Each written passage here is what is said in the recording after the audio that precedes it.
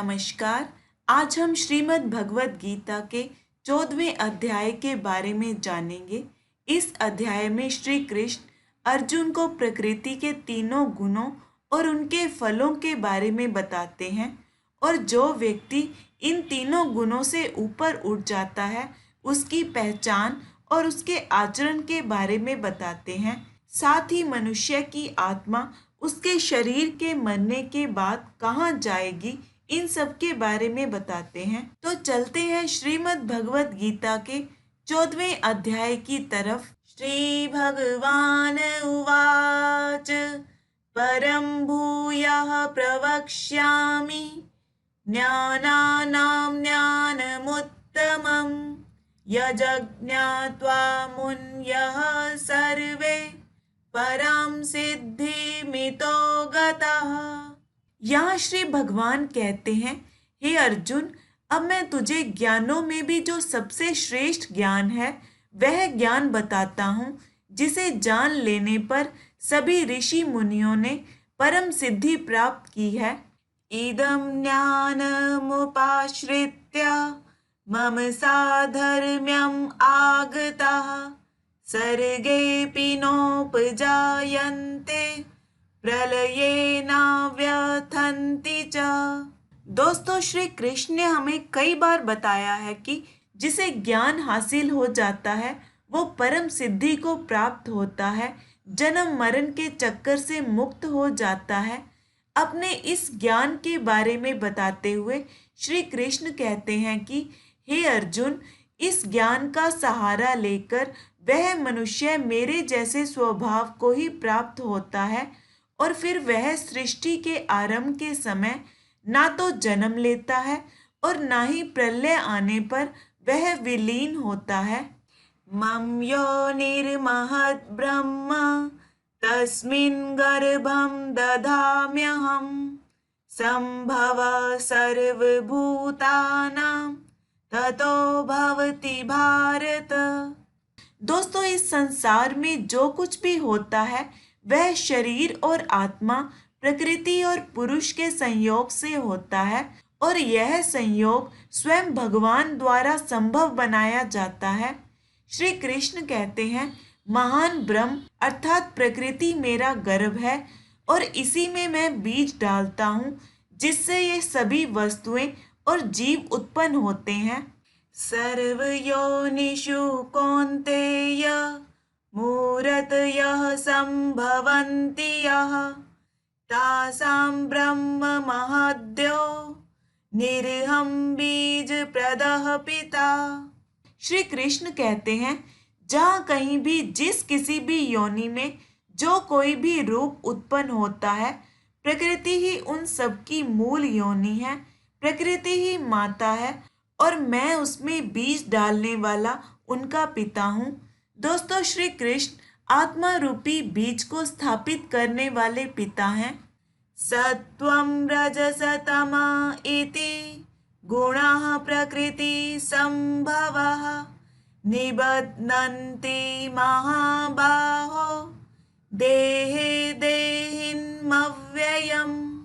दोस्तों, आत्मा शरीर से कैसे बनती है उसी के बारे में बताते हुए श्री कृष्ण कहते हैं, हे महाबाहु अर्जुन, सत, रजस और तमस ये तीनों गुण प्रकृति से ही उत्पन्न हुए हैं और ये तीनों अनश्वर आत्मा को शरीर से बांध कर रखते हैं।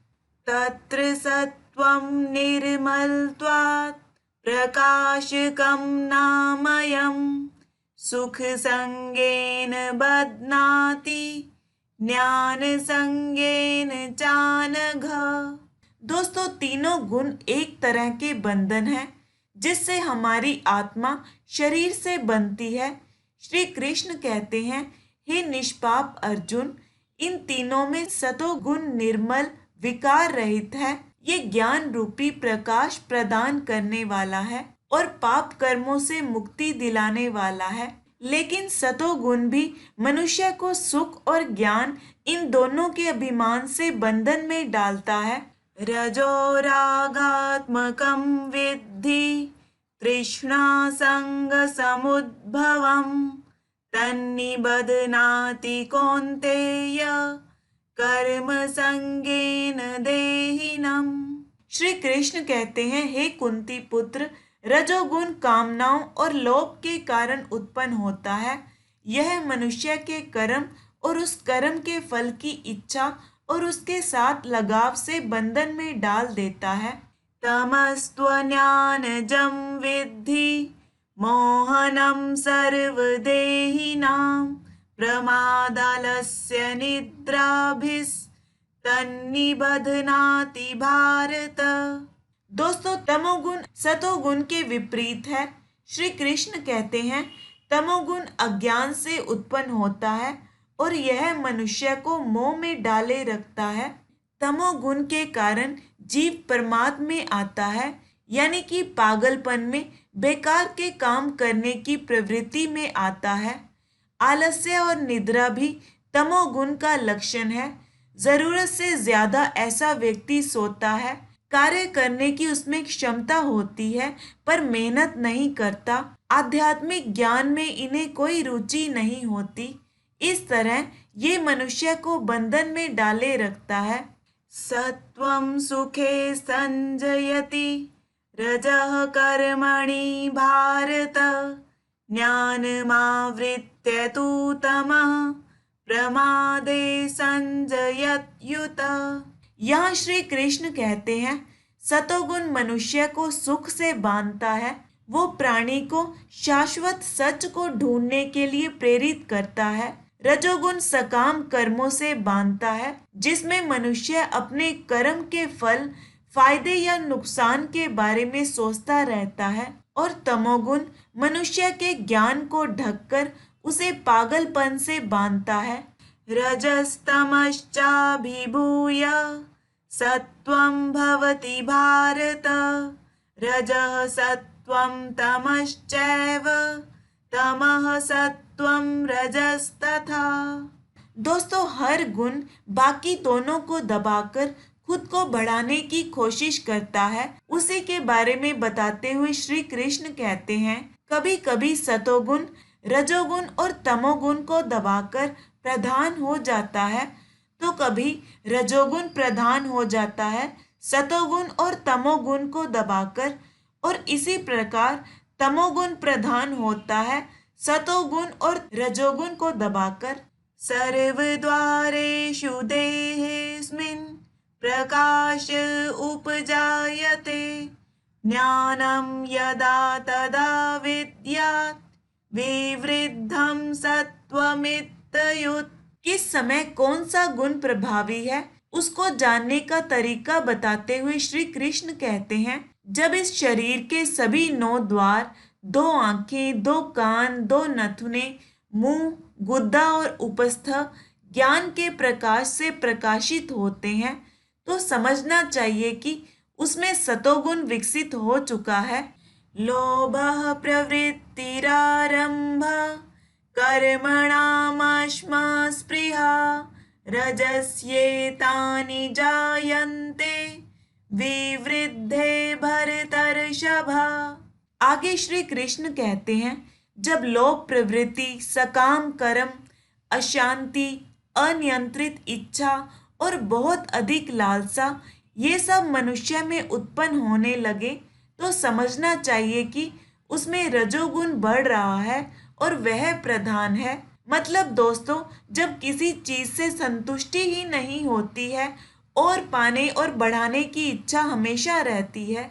अप्रकाशो प्रवृत्तिश्च प्रमादो मोह एव च तमस्येतानि जायन्ते विवृद्धे कुरु नंदन। यहाँ श्री कृष्ण कहते हैं, और जब मनुष्य में प्रकाश का यानी ज्ञान का अभाव होने लगे, जब लापरवाही, आलस्य और मोह ये सभी मनुष्य में उत्पन्न होने लगे, तब समझना चाहिए कि उसमें तमोगुण बढ़ रहा है और वह प्रधान है। यदा सत्वे प्रवृद्धे तु प्रलयं याति देहभृत् तदोत्तम विदाम लोकान् मलान् प्रतिपद्यते। रजसी प्रलयं गत्वा कर्मसङ्गीषु जायते तथा प्रलीनस्तंसि मूढ़ः योनिषु जायते। दोस्तों, मनुष्य की आत्मा उसके शरीर के मरने के बाद कहाँ जाएगी, इसके बारे में बताते हुए श्री कृष्ण कहते हैं कि ये इस बात पर निर्भर करता है कि उसकी मृत्यु किस दशा में होती है। यदि मनुष्य की मृत्यु उस दशा में हो जब सतोगुण प्रधान हो, तो वो उन लोकों को जाता है जहाँ महर्षि तथा महान भक्तगण रहते हैं और वहाँ दैवी सुख भोगता है। जब कोई रजोगुण में मरता है तो वह सकाम कर्म करने वाले मनुष्यों में जन्म लेता है, और जब कोई तमोगुण में मरता है तो वह पशु योनि में जन्म धारण करता है। कर्मणः सुकृतस्याहुः सात्विकं निर्मलं फलं रजसस्तु फलं दुःखम् अज्ञानं तमसः फलम्। यहाँ श्री कृष्ण कहते हैं, सतोगुण में किए पुण्य कर्मों का फल सात्विक और निर्मल होता है। रजोगुण में किए गए कर्म का फल दुख होता है, क्योंकि दोस्तों जब लोभ होता है तब शांति नहीं होती, पर जो संतुष्ट होता है वो सुखी होता है। और तामसिक कर्म का फल अज्ञानता और मूर्खता होती है। दोस्तों, पशुओं का वध भी तमोगुण के कारण है। वध करने वाला यह नहीं जानता कि भविष्य में इस पशु को ऐसा शरीर प्राप्त होगा जिससे वह उसका वध करेगा। यही प्रकृति का नियम है, जैसी करनी वैसी भरनी। तमोगुण में रहने वाले लोग पशुओं जैसे ही अज्ञानी होते हैं, गलत काम करते हैं। सत्त्वात् संजायते ज्ञानम् रजसो लोभ एव च प्रमाद मोहो तमसो भवतो ज्ञानमेव च। यहाँ श्री कृष्ण कहते हैं, सतोगुण से वास्तविक ज्ञान उत्पन्न होता है।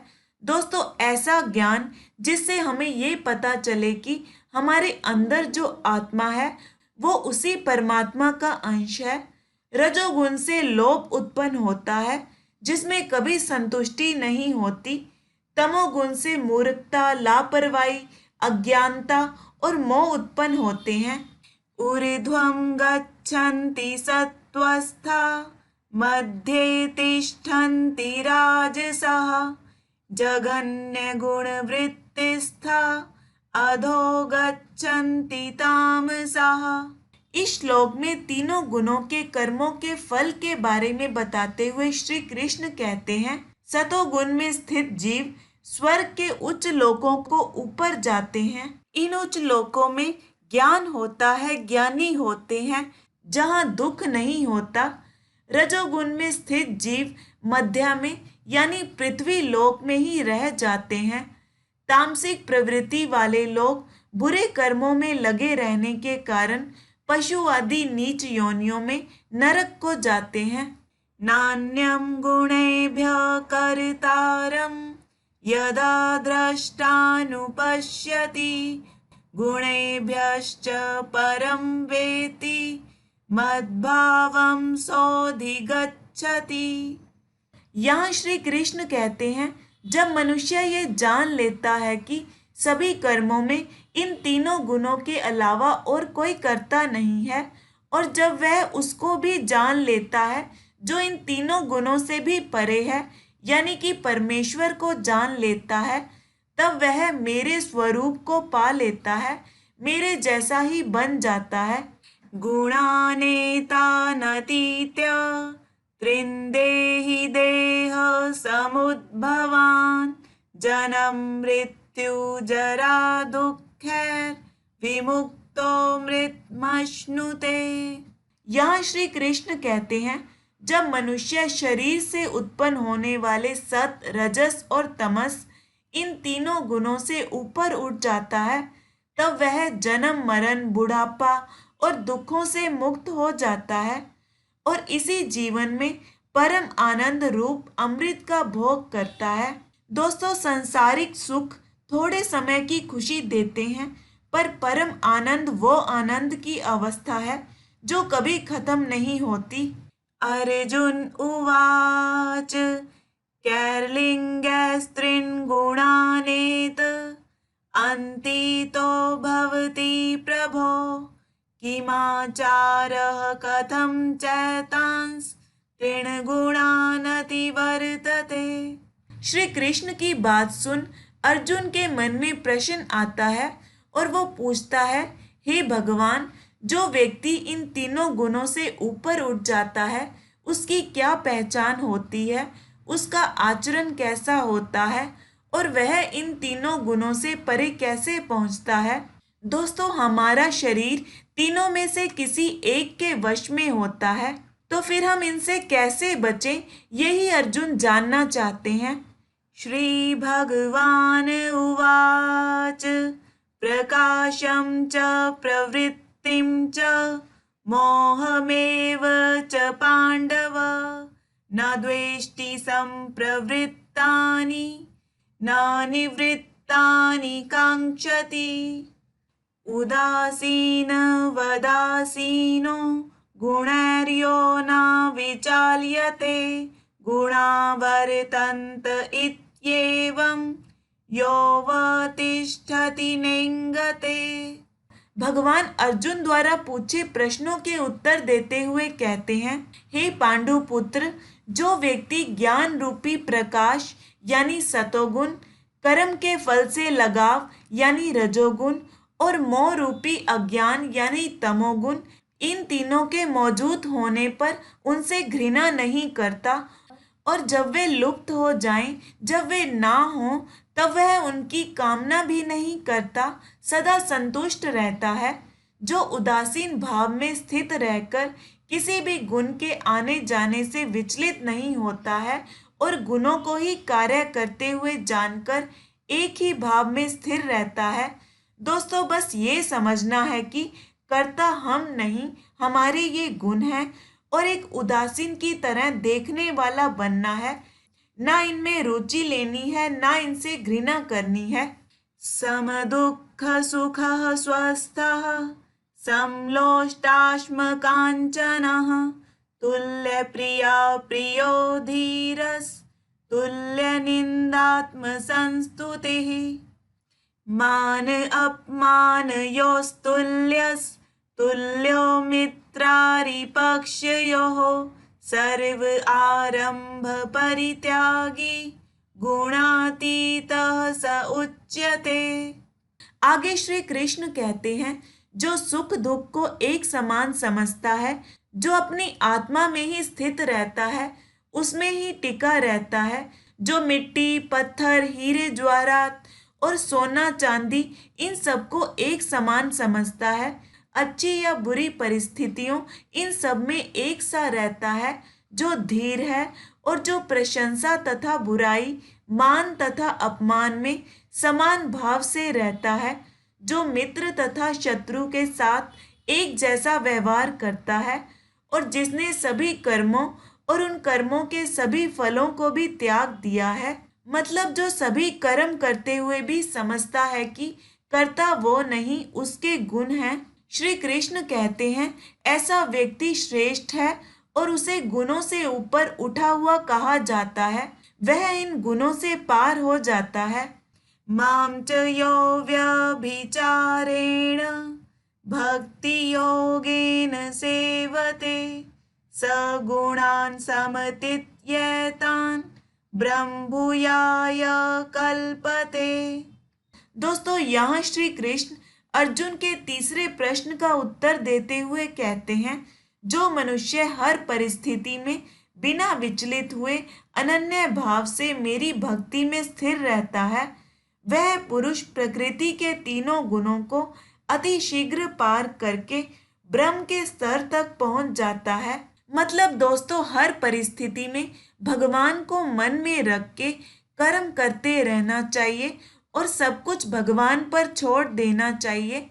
ब्रह्मणो हि प्रतिष्ठाहं मृतस्य व्ययस्य च शाश्वतस्य च धर्मस्य सुखस्य कांतिकस्य च। श्री कृष्ण अपने रूप को बताते हुए कहते हैं, और मैं ही अमर अनश्वर ब्रह्म और शाश्वत धर्म तथा परम आनंद का निवास स्थान हूँ। जो पूरी भक्ति, पूरी श्रद्धा और पूरी निष्ठा से मेरी सेवा और उपासना करता है, वह तीनों गुणों से ऊपर उठ जाता है और मुझे प्राप्त कर लेता है। दोस्तों, ये था श्रीमद् भगवत गीता का 14वां अध्याय। अगली वीडियो में जानेंगे 15वें अध्याय के बारे में। जय श्री राधे कृष्णा।